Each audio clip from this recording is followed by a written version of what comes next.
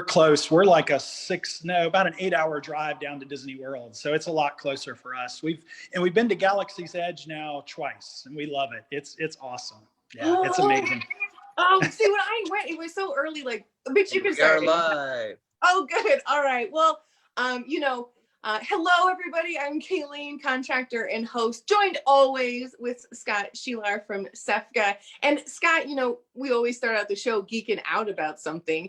Sometimes it's power tools, but right now we were just talking about Star Wars fandom. And when I got to see the Disneyland portion, not everything was open yet. And so it was sort of kind of a neat experience getting to see everything, but you got to go to Disney World and make the lightsabers too. How was it? I mean, I'm so excited. Like everything about the construction. I wish I just could have hung out and like watched how everything went together. It's amazing. Yeah, so Galaxy's Edge it's an immersive experience. You walk into the place and you feel like you're walking into Star Wars, and they have this Savi's, lightsaber experience where you go into this room and you go in with, I think there were maybe 15 or 16 people, and you build a lightsaber. You pick out the different pieces and you assemble it, and then you pick out your kyber crystal. I picked green. And I forget the name. I think it was Peace and Justice was the style that I picked, but it was just so cool. You build it, then you put the kyber crystal in, and then you ignite it. It's dark and everything, but yeah, I absolutely love it. But once I got home, just like you, I had my lightsaber in my black bag, and I was like, that's no place for a lightsaber. It has to be where you can see it. And so I did a lot of research, and I found this as a display. And so you see 3 lightsabers there. And so I built this one. This was mine. You can kind of see it. Yeah. And then let's see. And then this was built by my son, Martin, my 13-year-old son. And this was built by Sophie. You see it has the tooth on the end? Yes. Yeah. Isn't that funny? But here's a couple of cool things I want to show you really quickly. So one thing is it lights up. It's kind of hard to see here, but it has all different, red and green, and it's kind of hard to see. And then, well, let me back up so you can get the full. This is amazing. And so, I have a remote here that I'm using to control everything. But this is what I want to show you from a construction standpoint really quickly, Kayleen. So when I installed this, I had to figure out what to do with all the wires because it, has to plug in. Mm-hmm. So I didn't want the wires running down my wall. So the best solution I could find was to get something called channeling. And I know you're familiar with this, but you see along here, you have the channeling and then it runs down the wall, which you really can't see, which is what you want. So I installed that and I painted it. I went to Sherwin-Williams and found just the right paint color to match it. And so the channeling goes all the way down to the outlet down here. So, probably probably the best solution would be to hire an electrician, to go in and wire, run the wires out of the wall up higher. But this was a good, quick, solution that worked for me. So, yeah, so that's what I've been working on. I didn't want to interrupt, but Scott, that is the coolest thing. Oh my word. Okay, it's perfect for so many reasons. One, I don't know if an electrician is necessary for all the things. That to me is the perfect solution. It's awesome. 2, I need that. But now I also have to get 2 more lightsabers. The lights behind it is so cool. But what it makes me realize is that you are using skills, electrician skills. You're a better consumer and a homeowner because you can do these things. You didn't need to hire a professional to put the coolest thing in your house ever. I'm jealous, Scott. Oh my word. All right, well, we can stop the show. Sorry, Angela.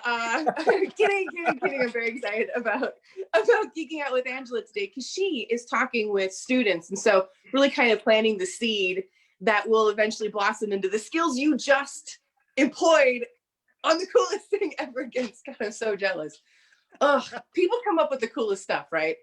I know. And I found that on Etsy, just a plug. You can go check it out, etsy.com. And they make 3, you can get the 3 or the 2 or the 1, and they have black backgrounds and silver backgrounds, so all sorts of options. But go check it out. It's super cool. And yeah, I'm looking forward to listening to Angela Sparks today. And somebody pointed out, doesn't she have a great name for the construction industry, Angela Sparks?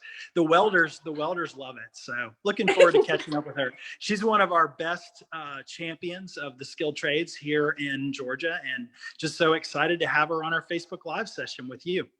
It is excellent. Scott, thank you so much for starting off the show with the coolest thing ever. Again, I don't know how many times I'm going to say that. It was awesome. And Scott, you're sticking around for the end of the show too to answer any questions. Great. Well, we will chat with you at the end. So thanks, Scott. And sounds good. Thanks, Kayleen. Thanks.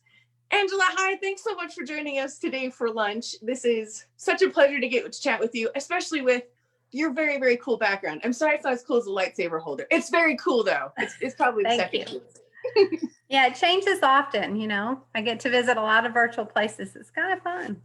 It's nice, taking advantage of this opportunity. So you are a career advisor with, am I pronouncing it Marietta?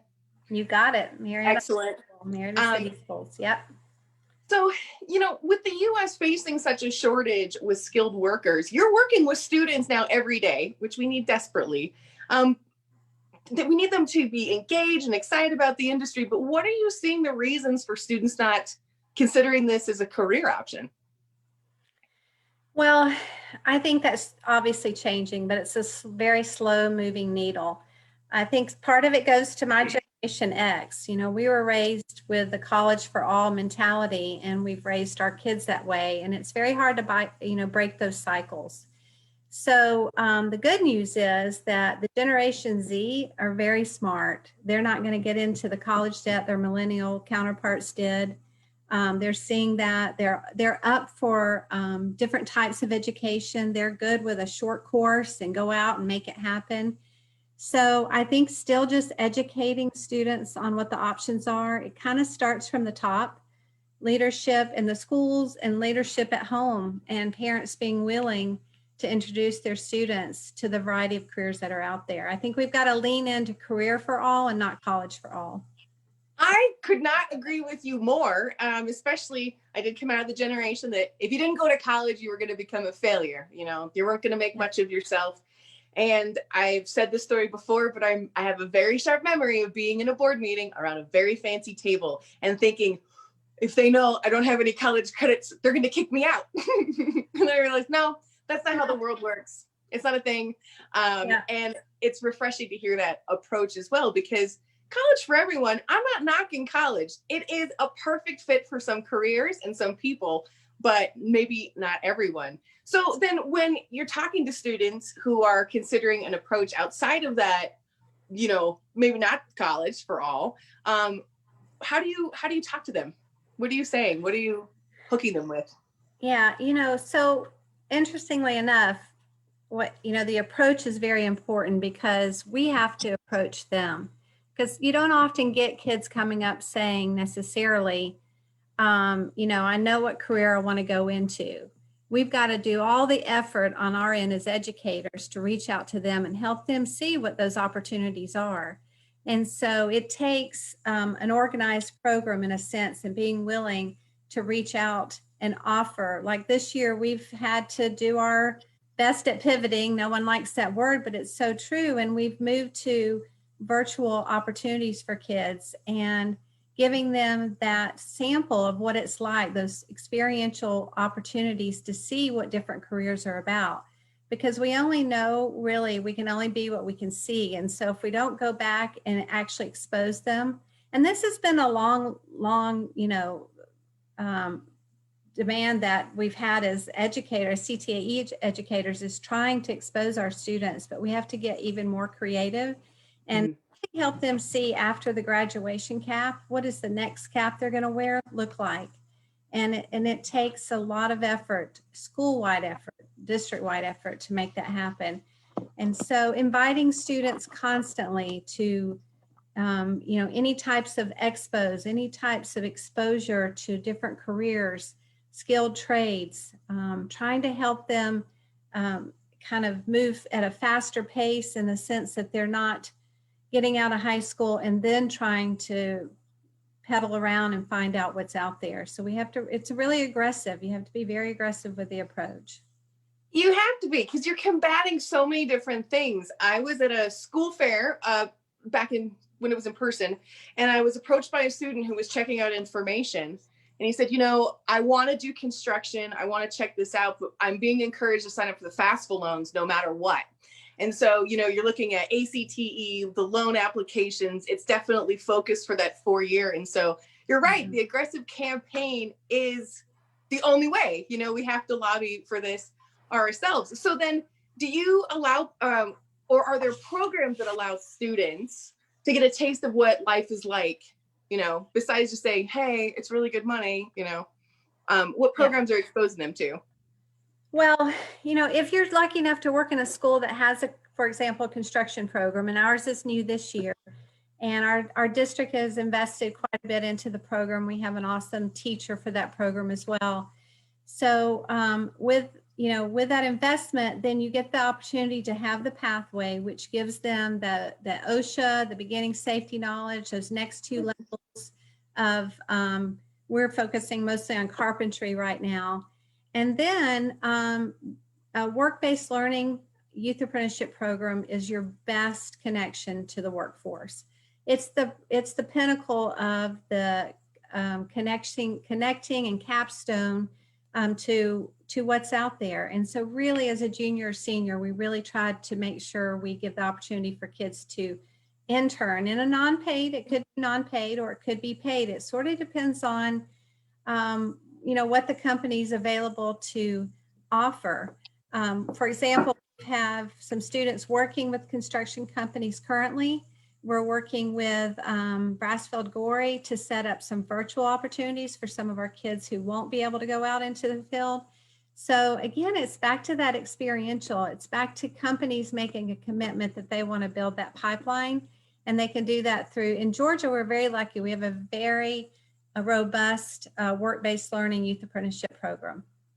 I am so excited that you talk about work-based learning because, you know, both the work-based and the apprenticeship, you could only teach so much through book.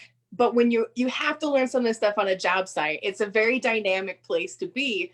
And so the fact that you're providing your high school students with this opportunity is absolutely, it's so valuable. It's, you know, just even learning the muscle memory of making sure you put on your safety glasses and hard hat every time you go to the job site, because it's been ingrained from when you were 16 because your school district offered it to you. What a gift. Oh my gosh.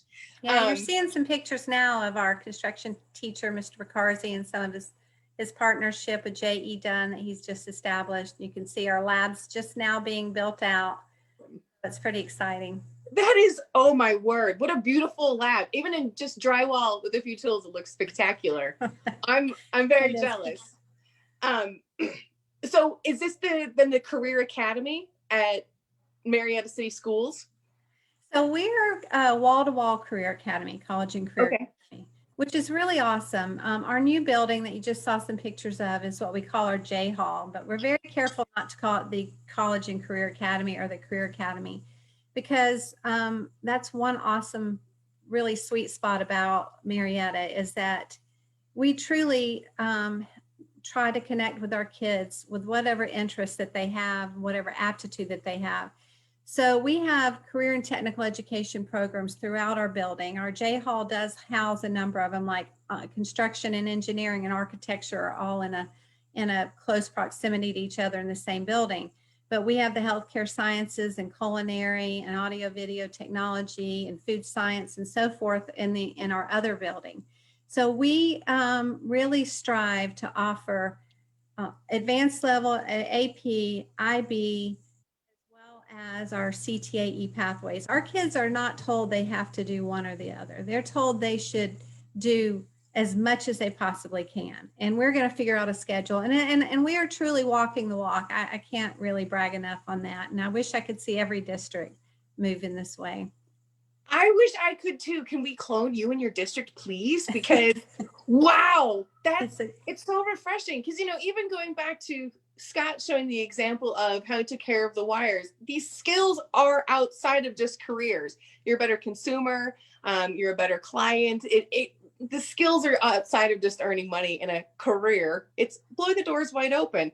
And you folks are really providing opportunities. I'm jealous that I'm not a high school student living in Georgia right now, because I would be so excited about this program and the opportunities. And the fact they're OSHA, oh my goodness, what a good thing. So That's a good thing.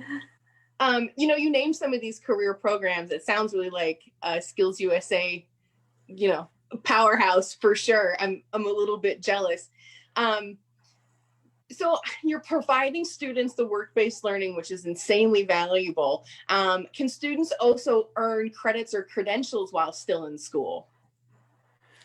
Oh, yes, definitely. You know, as I said, we're providing, not all students earn it, but we provide the OSHA 10 so they can walk out with that certificate. In our engineering program, they can get this CWA, I believe it is, certificate as well. Industry certificates that are marketable when they leave high school. And so our programs are set up where students take the 3 pathways. Usually the first one's a lot of concepts and introduction to the industry and safety, and then they really get into the meat of, you know, whatever content area like carpentry, and then certificates. The end of pathway assessment is an assessment, and we try very hard, our state tries, and we try to tie those to certificate programs so that the kids actually have certifications when they leave. And so, you know, for example, we do have a partnership with, it's not in construction, but our students are able to earn a certified nursing assistant certificate through Chattahoochee Technical College. And so that's a really big component of a college and career academy is partnerships, partnering with you guys, partnering with you individually and all your skill set and SEFCA, and then looking at our technical schools and how can we make more of a seamless education for students.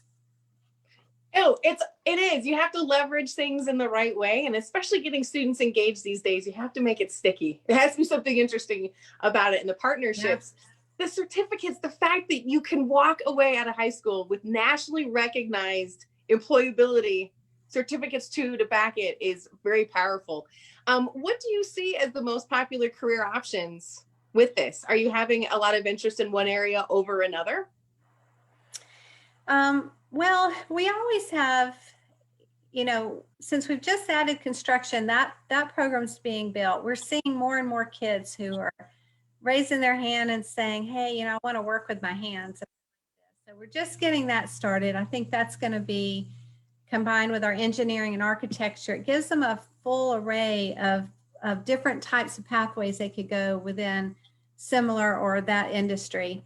And then on the other end of that, healthcare is really big in our school, which is good because we need a lot of healthcare providers, and we have the technical, you know, skilled side of it, and then kids moving on more advanced as well. But we are doing our darndest to bring in those business folks. I did want to share, if I have a second, to one of the things that I saw from a business partner, and it was in construction, and it was at a work-based learning conference. And he told the business folks there, you know, if you think you're going to partner with a school by going in one day a year for a career day, it's not going to happen. You know, you need to have a plan of visiting 4 or 5 times a year and being an integral part of that school where kids know you when you walk down the hall. And that's how we can further build the skilled trades areas in construction. And we're working hard to do that. And either in Zoom or face-to-face, bringing those folks in. And so it takes a real commitment on the side of the businesses. It's not a role they traditionally have in their business, is to have this community educator person, but it's a role that they really need if they're going to build their pipeline. Well, it's good, because that was my next question on how the corporations can be more involved. And it's true, showing up once a year is not going to do much. And it is important to show up. So let's say a corporation is watching right now and would like to partner with you. Is there a website that they can contact you at? Or is there the best person to reach in a school? Because I think a lot of businesses are a little hesitant to reach out to a school and say, hi, I want to work with you. Who do they call? The principal? Did they call, you know, who was the best person to reach out to? I know. And actually, that's probably one of the hardest parts for businesses. And I'm just speaking at large in the sense that we also, on the education side, there's also not at a school a community person. So their day is spent connecting and working with students. And so having that time is very hard. So it is kind of different in every school. But the best person in most schools is the work-based learning youth apprenticeship coordinator, because that is a primary role for them, is connecting with partners. And they're very good at it. We have some great work-based learning coordinators across the state. So I would say that to look, there is a Georgia pipeline that the DOE produces that connects you with the schools. I did not bring the website, but I think you can Google Georgia pipeline, workforce pipeline, and learn about where the work-based learning coordinators are. They're your best bet. We're pretty fortunate because we have myself and a work-based learning coordinator.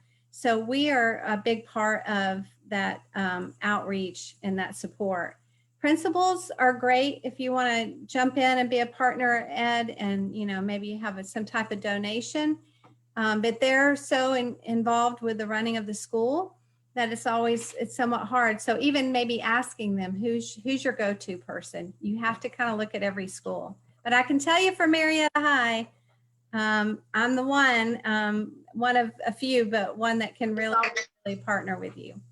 That is most excellent to hear, because sometimes breaking down the lingo between education and the trades, there's just a verbiage lost, and sometimes we don't know, like, who are the cool people to talk to pass on our fun stuff. So work-based learning coordinator. And this was really, really good information. I appreciate you chatting with us today, and I've been able to support your program. I love Mr. Farkarzy. He is fantastic. The program that you're going to build and expand there is going to, well, I mean, again, I keep saying one of these days I'm going to show up as a high schooler and put on a backpack and be like, nobody will notice. Come on over. Right? If I could go and take so many pathways again, I would be all over it because there's so many great things. No kidding. And that's, I love how you're kind of tackling a few different ways, exposing not only the students, but also the parents, because the parents don't know how cool some of these careers are too. But thank you for the information. And Scott, what do you think about today's interview?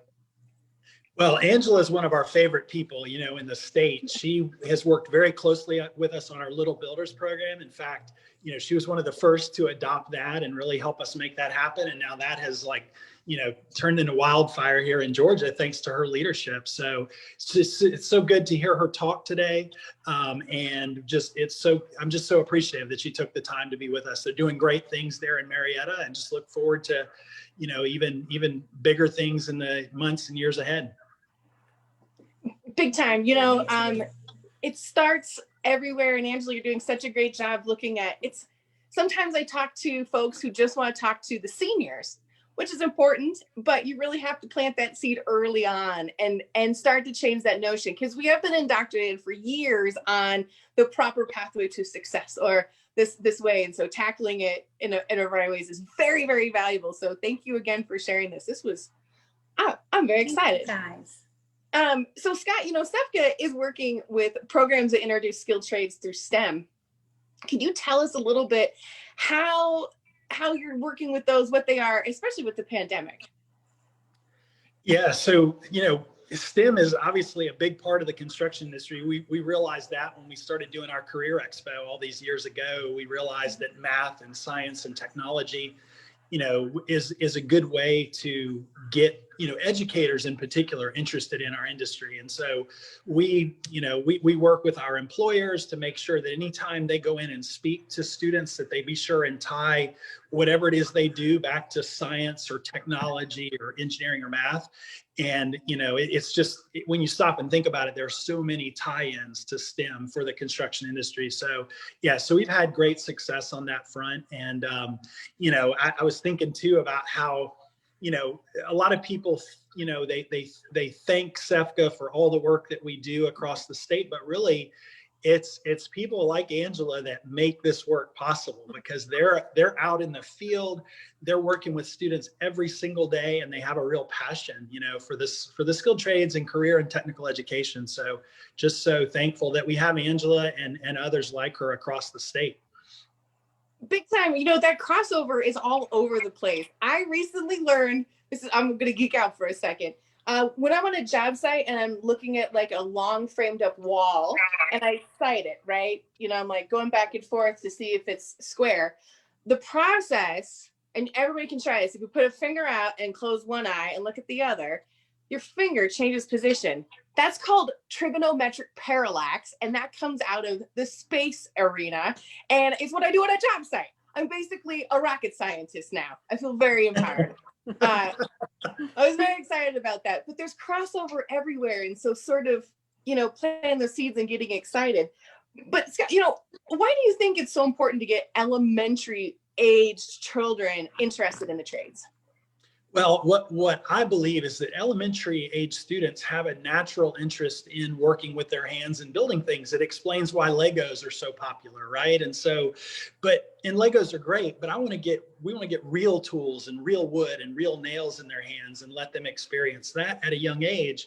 The idea is you plant the seed at a young age, for the skilled trades. And not only, we're not just promoting the skilled trades, we're promoting the idea of working with your hands and building something and creating something and helping them figure out if that's something that, that they really enjoy. And it's important because if they realize that, in 5th grade or 6th grade, when they go to their middle school, here in Georgia, we have middle school programs that are coming online, so they can continue where they left off in elementary school. They can continue to learn and earn those credentials that you all were talking about. But you have to plant that seed at an early age. Otherwise, they never know. I mean, we have so many young people on our little builders program who say they've never swung a hammer before, and that's amazing to me. We want to let them at least swing a hammer, see what it's like, feel the satisfaction of putting a nail in a board, and if they like it, they can continue. If they don't, they can go, do healthcare or whatever it is that gets them excited, in life. So to me, that's what it's all about. I completely agree. For the folks who don't know, the Little Builders program is an opportunity for young elementary, like 3rd graders, to construct something. We have the ability to use some kits that are already prepackaged. So the students get to use a hammer and nails for the first time, sometimes in 3rd grade, which, I was raised where I remember using a bandsaw when I was 4. I still have all my fingers. I had a good teacher. And so, it's been a pleasure to be able to do that and kind of plant that seed. And I think it ripples effect onto further things, because eventually in the future, you're right, they could choose a path, or maybe next time they see somebody standing on a highway shoveling asphalt, they're going to understand that's really heavy, hard work. I'm going to slow down and respect what they're doing. These people make my world run either through power through my switch, or keeping my house constructed. And so I think it's just raising the bar all the way around. It's really, really cool. And again, what Georgia is doing is above par. It's so fantastic to see how the school district, especially Marietta, is playing along and really encouraging the partnerships. That's how it happens. I agree. And Kayleen, there were a lot of comments today in the chat about the need to reach parents. And to me, that's another beautiful thing about the Little Builders program is we envision these young, elementary students going back home with their projects that they built and talking with their parents about what they did. And hopefully the parents are paying attention and seeing that they light up, when they talk about building something or using a hammer. And hopefully the parents will encourage that, continue to encourage that at home. So that's another good reason to connect with really young students. Yes, I have this weird image in my head of like a young, 3rd grader going home who's never had an interest, showing up at this bench with hammered in nails and the parent being surprised, and then running with that information and encouraging it throughout their education opportunities. So this was so wonderful. Again, Angela and Scott, thank you for joining us today for lunch. Some good information. And, there are events coming up where we'll be talking to parents, so stay tuned and look out for that information. But next week, we're going to be talking to Brad Bryant about the many opportunity Georgia provides for students to pay for their education and training. Because again, Georgia wants to make sure you are heartily employed without a lot of debt. It just is so smart. That's my takeaway today.